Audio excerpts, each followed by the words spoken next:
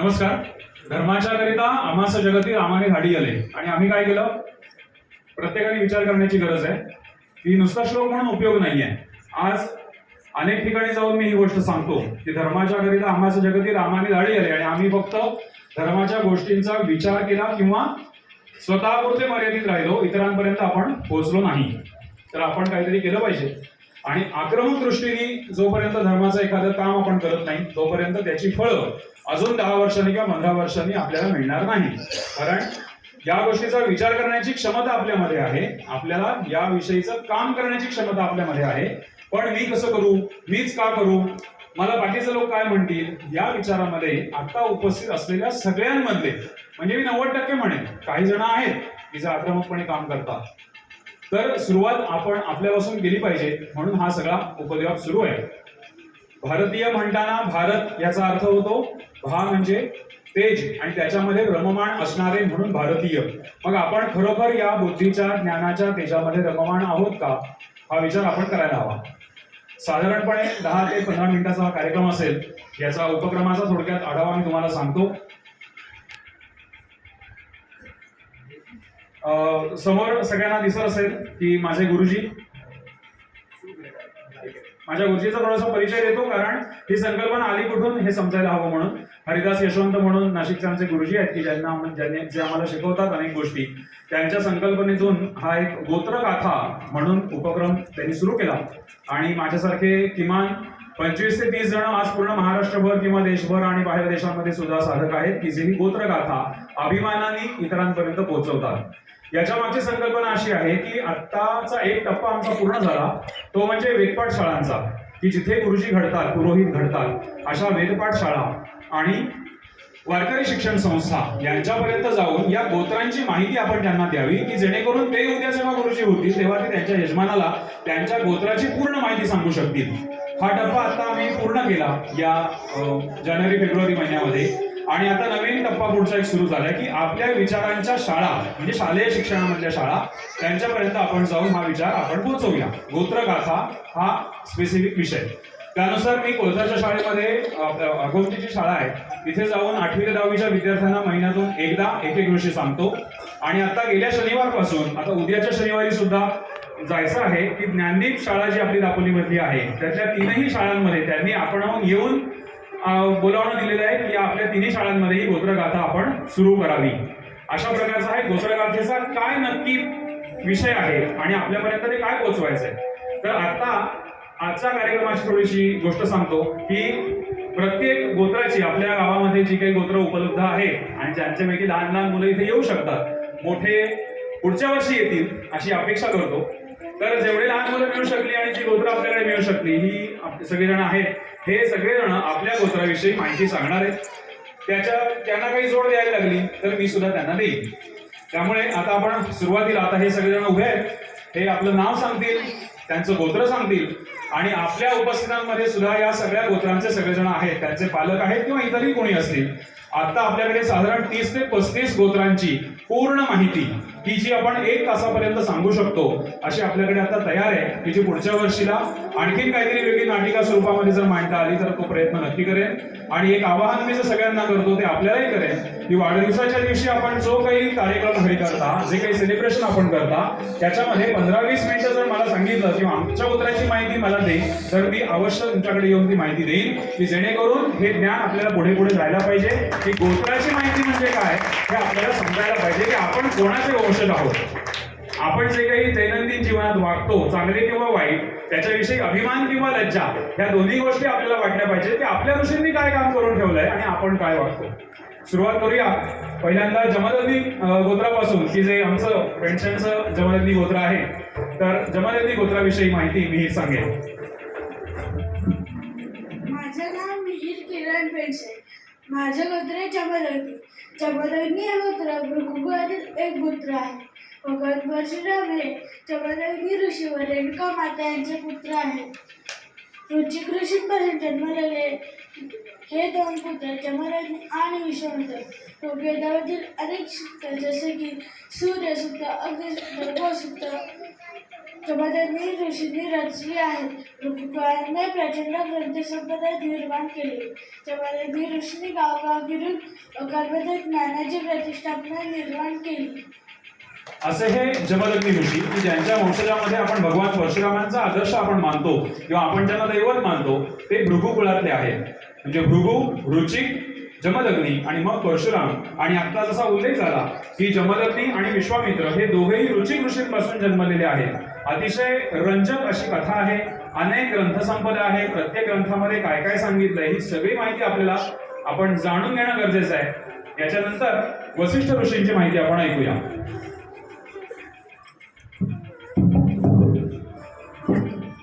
नमस्कार, माझे नाव मयुर श्रवण गोंधळकर. माझे नाव प्रचिती केदार साठे. आमचं गोत्र वसिष्ठ.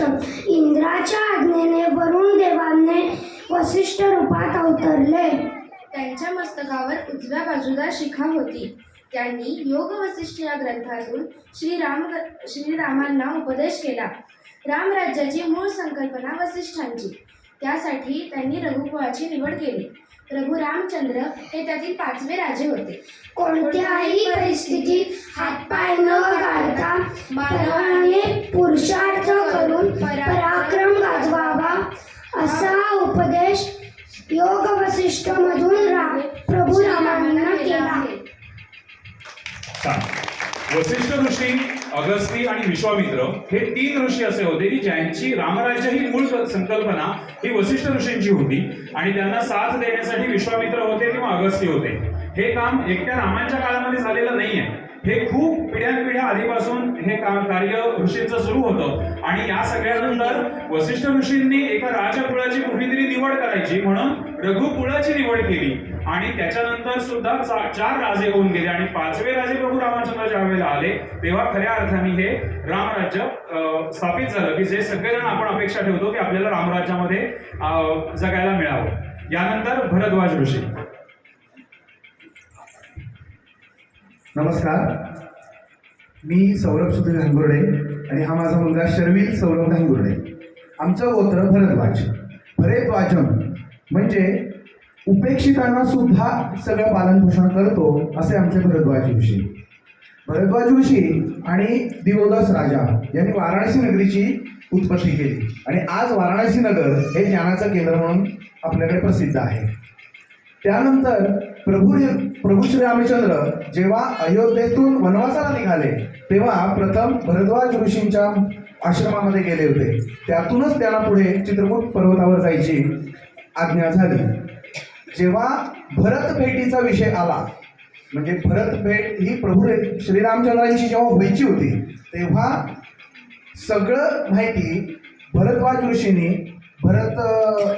भरताकडनं सगळी माहिती करून घेतली. आणि हा योग्य आहे का, प्रभू श्रीरामचंद्रांना भेटण्यासाठी हा मनुष्य योग्य आहे का याची पूर्ण माहिती घेऊनच त्याला पुढे मार्गदर्शन केलेले आहे. भरद्वाज ऋषींनी गायी संदर्भात पुष्कळ लेखन करून ठेवले आहे. त्यांचा असा दंडकच होता की प्रत्येक हिंदू घरामध्ये गोवंश पाळला गेला पाहिजे असे आपले भरद्वाज ऋषी. त्यामध्ये आम्ही जन्मलो, आम्हाला त्याचा अभिमान आहे. धन्यवाद. भरद्वाज ऋषी हे बृहस्पती आणि ममता या दोघांचा तो पुत्र आहे. म्हणजे बृहस्पती म्हणजे ज्ञान आणि ममता म्हणजे भक्ती. मग ज्ञान आणि भक्ती यांच्यापासून जन्मलेला जो भरद्वाज म्हणून ऋषी आहे यांचं कार्य सुद्धा त्यांना जसं अपेक्षित आहे तसंच झालंय. त्यांच्या नावाप्रमाणे झालंय की भरेद्वाजम, ज्यांना समाजाने उपेक्षित ठेवलेली आहे, वाळीत टाकलेली आहे अशांचं सुद्धा जो भरण पोषण करतो म्हणून ते भरद्वाज. दिवोदास आणि त्यांनी जी काशीची नगरी वाराणसी आजही त्याचं ज्ञानकेंद्र म्हणून आपण त्याच्याकडे बघतो. इतकं उत्तम प्रकारचं काम किंवा महनीय कार्य हे भरद्वाज ऋषींनी केलंय. आणि आपल्या रविदादाचं सुद्धा गोत्र हे भरद्वाजच आहे हे मुद्दामून मी सांगतो. अनेकांची गोत्र आता जाणून घ्यायची होती पण वेळेच्या दृष्टीने आपण पुन्हा एकदा गोत्रगाथा हा पूर्ण एक मोठा कार्यक्रम करू शकतो इतकी आपल्याकडे माहिती उपलब्ध आहे. आणि या सगळ्यांचं हे पाठांतर सुद्धा झालेलं आहे. याच्यानंतर आपण बघतोय कश्यप ऋषी. माझे नाव राजवी राजे जुवेलकर. माझं गोत्र कश्यप. कश्यप ऋषी हे भगवान परशुरामांचे गुरु होते. त्यांच्या सांगण्यावरून त्यांनी हेच कोकण भूमी वसवली. कश्यप ऋषी असे समजले जाते की कश्यप ऋषी यांनी अखंड पृथ्वीला पित्याप्रमाणे सांभाळले. म्हणजेच काय तर ज्याला गोत्र नाही किंवा ज्याचे गोत्र माहीत नाही ते त्याचं गोत्र कश्यप असं समजलं जातं. कश्यप ऋषी ज्या ठिकाणी वास्तव्य करायचे त्या ठिकाणाला कश्यपमीर असं संबोधलं जायचं. कश्यपमीर म्हणजेच आत्ताचं प्रचलित काश्मीर आहे. कश्यपी याचा अर्थ अज्ञान पिणारे. अशा या कश्यप ऋषींची प्रचंड ग्रंथसंपदा उपलब्ध आहे. कश्यप ऋषींनी कश्यप संहितेमध्ये बालचिकित्सा म्हणजे बालरोग चिकित्सा याचा सुद्धा उल्लेख केलेला आहे. ते असं म्हणतात, युद्धशास्त्रामध्ये ते सुद्धा प्रवीण होते. ते असं म्हणतात की युद्धामध्ये एक सेनापती नाही तर 10 सेनापती असावे. असे हे कश्यप ऋषी ज्ञानी, वेदज्ञ, आरोग्यशास्त्रात तसेच युद्धशास्त्रातही प्रवीण होते. काश्मीर नाव जे पडलंय ते कश्यप ऋषींच्या नावावरून पडलेलं आहे. कश्यप म्हणजे अज्ञान, पी म्हणजे पिणारे आणि मीर म्हणजे पर्वत. ते जेव्हा उत्तरेच्या दिशेला राहिला होते हिमालयामध्ये त्यावेळेला अशी तिथे कथा खूप मोठी आहे. पण त्यांनी काय केलं तर एक सरोवर होतं ज्ञानाचं ते फोडलं. याचा अर्थ काय, हिमालयामध्ये जे पंडित बसलेले होते ध्यानधारणा आणि प्रचंड ज्ञान पण ते स्वतःजवळ ते फोडलं आणि पूर्ण भारतभर पूर्ण विश्वभर ते पसरवायला मदत केली. अशा पर्वतावर म्हणून त्यांचं ते कश्यप मीर म्हणून ते पुढे अपभ्रंश होत काश्मीर असं झालं. आणि सगळेजण म्हणतो आम्ही की ज्यांना गोत्र माहित नाही त्यांनी बिंदास कश्यप गोत्र म्हणून सांगावं. इतकं मोठं काम या कश्यप ऋषींचं आहे. कदाचित ही सगळी माहिती तुम्हाला पहिल्यांदाच मिळाली असेल आणि जी पहिल्यांदा मिळाली असेल ती मोकळेपणाने हो म्हणून सांगा, म्हणजे माहिती वाढवण्यात मला छान आनंद मिळेल. आपण बघूया अत्रि ऋषी.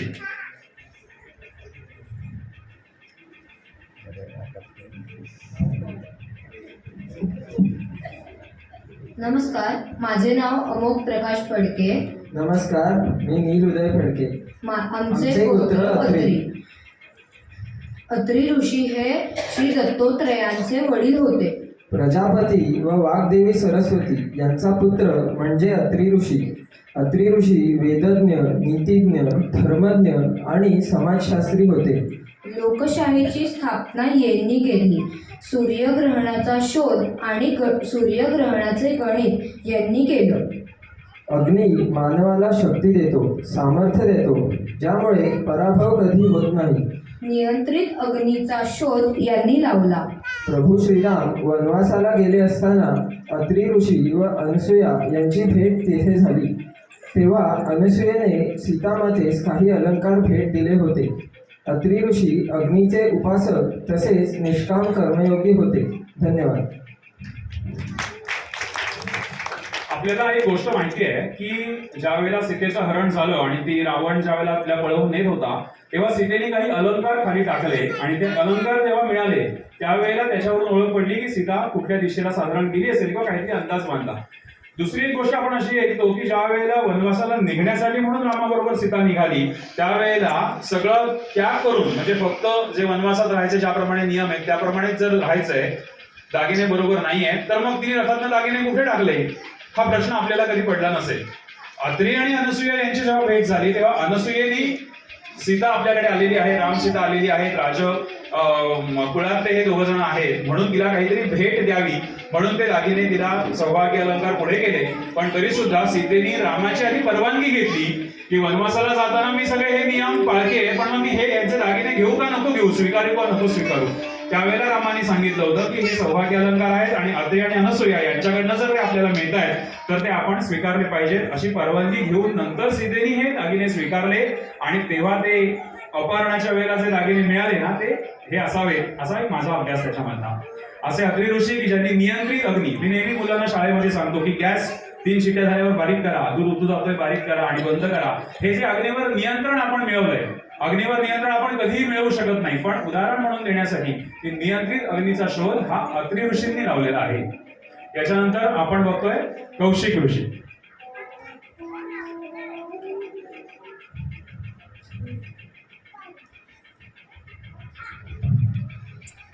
नमस्कार, माझे नाव अनिल मुकुल कर्वे.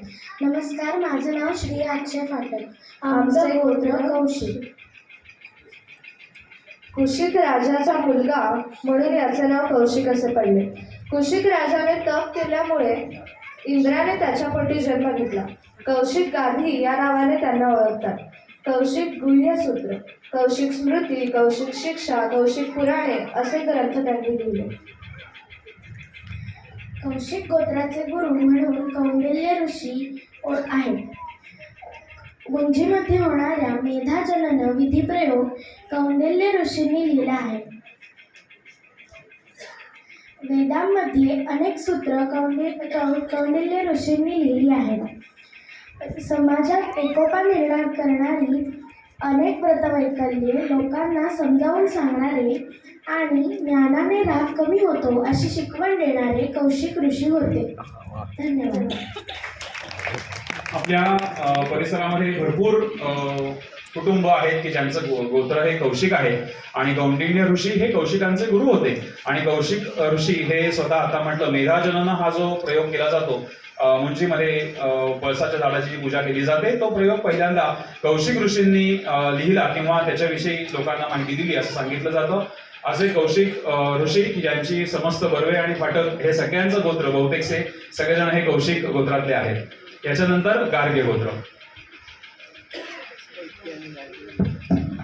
तुमचं आहे ना?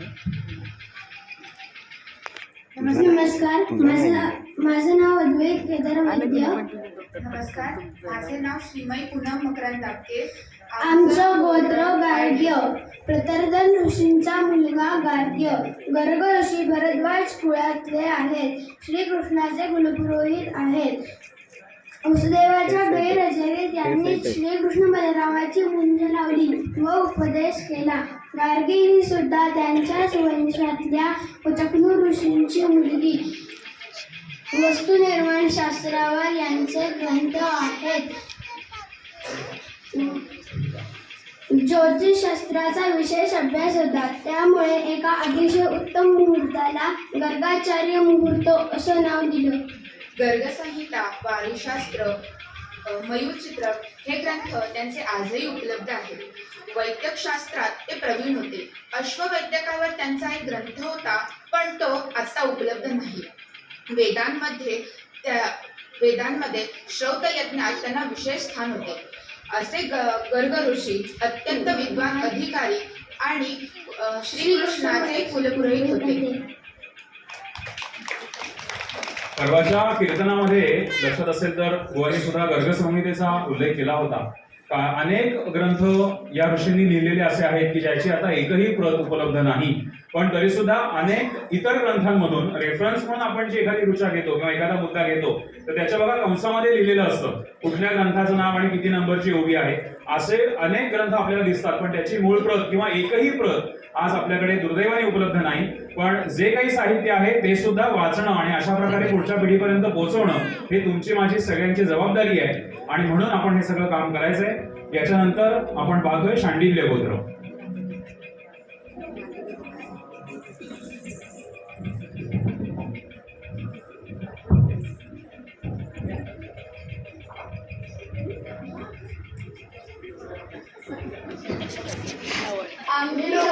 आम्ही जोशी.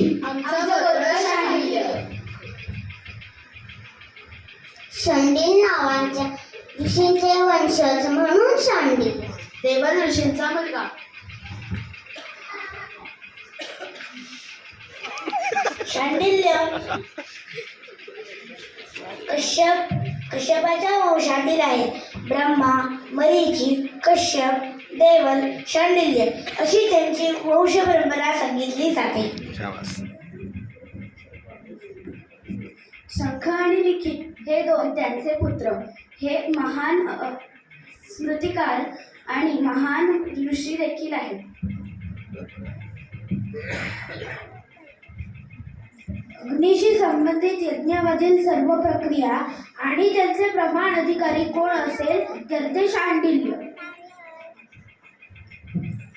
शतपथ ब्राह्मण ग्रंथामध्ये अग्नीलाच शंडिल असे म्हटले आहे. एवढं काम त्यांनी अग्नीवर केलेले आहे. अग्नीचं गोत्र म्हणजे शांडिल्य. सूर्यवंशातील दिलीप राजा म्हणजे रामाचे पूर्वज यांचे पुरोहित शांडिल्य ऋषी होते. वेद न जाणणाऱ्या लोकांसाठी विष्णुपूजा कशी करावी याबद्दल त्यांनी मार्गदर्शन केले. एकात्मता लोकांमध्ये मांडण्यासाठी शांडिल्य ऋषींनी काम केले.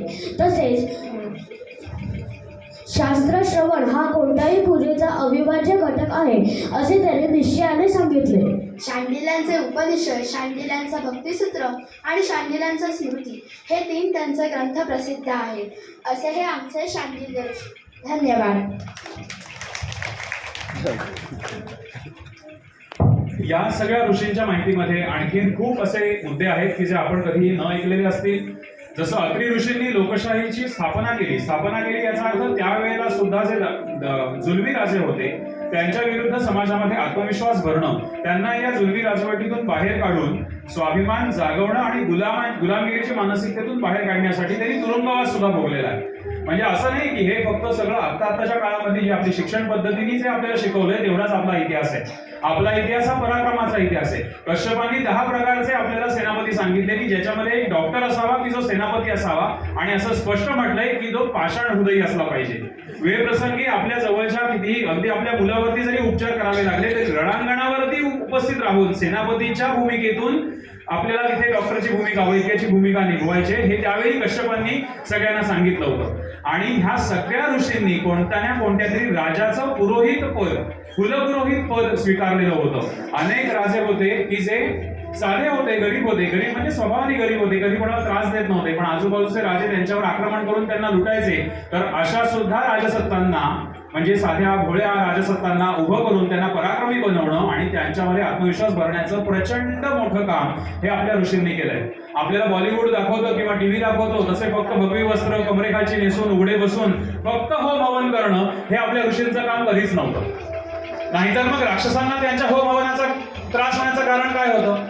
ऋषीमुनी सकाळच्या वेळेला आपली अन्निका आटपून जो काही यज्ञ करायचा आहे ते करत होते आणि संध्याकाळच्या वेळेमध्ये गावोगाव देशादेशी फिरून लोकांमध्ये आत्मविश्वास भरायचे, त्यांना गुलामगिरीतून बाहेर काढायचे.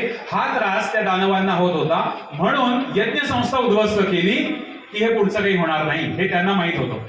त्यामुळे आपला हा असलेला पराक्रमाचा इतिहास, पराक्रमाची आपली संस्कृती ही आपण न विसरता आपण आपल्या पुढच्या पिढींना द्यायला हवी. म्हणून हा एक छोटासा प्रयत्न. पुन्हा एकदा मी आवाहन करेन की आपल्या वाढदिवसांच्या दिवशी आपल्या गोत्राची माहिती अवश्य सगळ्यांनी घ्यावी. धन्यवाद.